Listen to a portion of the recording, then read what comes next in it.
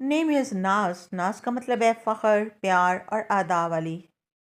नाम है हुदा। हुदा का मतलब है सीधा रास्ता, हदायत, सच्ची राह दिखाने वाली। हिरा। हिरा का मतलब है पहाड़ी का नाम जहाँ कुरान पाक नाजिल हुआ। इकरा। इकरा का मतलब है पढ़ने का हुक्म, पढ़ना और सीखना।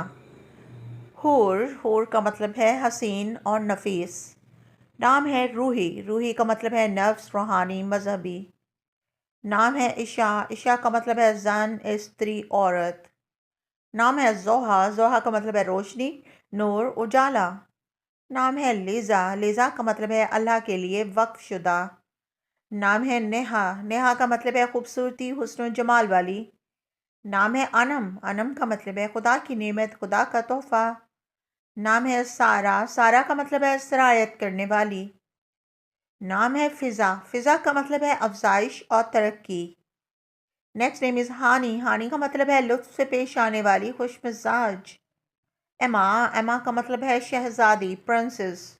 अगर आपको अपने नाम का मायने जानना है तो हमें लाइक करें, कमेंट करें और फॉलो करें। शुक्रिया।